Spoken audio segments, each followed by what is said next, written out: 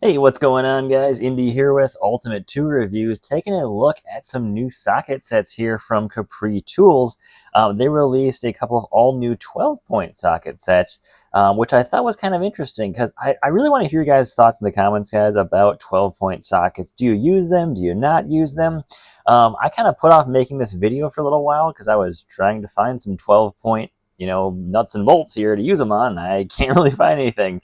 I've got a GMC Ram, a Toyota Tacoma, and I couldn't really find any current projects that use 12-point sockets. Now, I know for a fact you can, of course, use 12-point sockets on regular 6-point bolts. You're not going to really have an issue there. Now, you do, of course, increase the chance of stripping those bolts quite easily, because as you can see here, I'm not exactly getting a nice, nice grip there on the all points of that, all six sides of that socket there. I can start rounding off those edges of that bolt or nut pretty easily.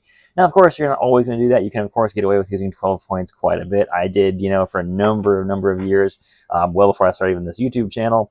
Everyone uses, 12-point sockets. They're kind of everywhere, but you don't always find a 12-point, nut or bolt anywhere. So that's kind of, the gist of it there, really, when it comes to the 12-point stuff and what I've done in the past with 12-point and of course 6-point. For the most part now, though, I really only use 6-point stuff because I don't want to strip anything out. But of course 12-point should work just fine for, I guess I wouldn't say super high torque applications. Like, yeah, these are impact rated sockets, but if you just use them with, say, a regular ratchet, you should really have no big deal. If you're just popping off bolts here and there, shouldn't be too much of an issue at all. Now, they also did send me one of their new torque wrenches here. And this thing is good between 10 and 500 inch-pounds. Not foot-pounds, inch-pounds. So that's always, of course, important to remember whether you're using these. You can make the mistake, of course, of saying, oh, yeah, I need 20 foot-pounds there. That's quite a bit different than 20 inch-pounds. So be aware of that.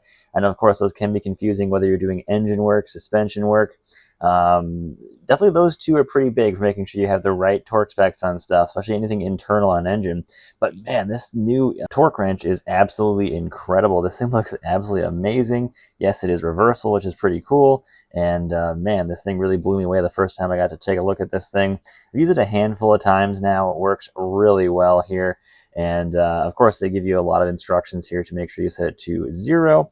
Rather easy to use, it's pretty simple with everything that you need to do here. But yeah, I'll probably be doing a separate video on this altogether to kind of show off some more of the cool features on this. But if you've used a torque wrench before, this thing, of course, is very easy to use. Basically, you just twist the left there, and you're going up in adjustments here. Very fine lines here. That's going to be your inch-pounds up to 500 inch-pounds. And starting at 100 here, we go up to 500. And of course, you make those very minute adjustments there. Very easy to set. Of course, we have left and right orientation, which is awesome. And then, of course, we have the release ball here. So overall, this works really well with these new sockets as well, too. And of course, these new sockets are chrome moly as well. Of course, there's a couple different types of impact sockets you can get made of different materials. I've never really had any issues with any of the materials I've had most sockets made out of, as long as they're made with a quality material. Not so specific when it comes to the type of material, as long as whatever type of that material that is, it's a decent quality. That's really what matters to me. We do get the nice trays, especially with the torque wrench and the impact sockets. All come with these really awesome trays. Pretty standard. If you've ever seen like the icons that's at Harbor Freight, kind of use those the most commonly right now. Those are very, very signature, of course, of those type of trays. And you're going to see, of course, a lot of these type of trays, that style used. I'm kind of actually a fan of maybe the foam myself a little bit, but the plastic trays are nice because they do allow the sockets to come in and out really, really easily.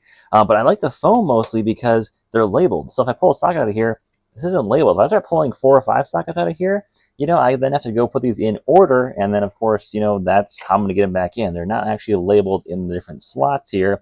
So you start pulling out a bunch of stuff, it can kind of create a mess here pretty quick. So you want to make sure you put the stuff back as soon as you possibly can to avoid, creating a big mess there.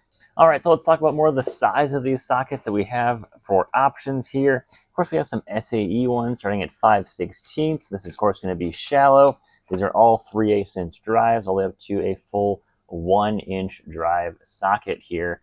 Not super deep on the inside. We got a lot of thick metal on here. You can tell my finger goes in about there. So, it's actually not that deep of a socket here. really thick. This socket is quite heavy, I will say that. Let's see what else we've got here. Here is going to be our shallow metric. We are starting at size 8, going all the way up to 22. Of course, we have no skips here, which is awesome. I always like to see that. Some people are like, oh, you know, skips aren't really that big of a deal.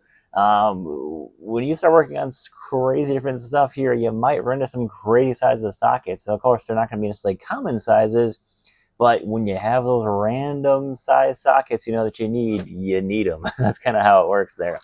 Of course, we've got the deep sockets here. These are going to be the metric here, 8 all the way up to 22, and of course they match, going with the shallow and deep here. Again, for the deep SAEs, 5/16, starting on the small end, and all the way up to 1 inch. Now the 1 inch deep ones are quite a bit deeper. What's funny is they're only about halfway through this socket. You know, they could have made that quite a bit deeper. I'm kind of wondering why they didn't actually. That the actual socket in here only is about halfway through that socket. It goes to about there, which is about there or so. So interesting. Kind of curious why they made that design choice. But of course, 3/8 inch drive, pretty common.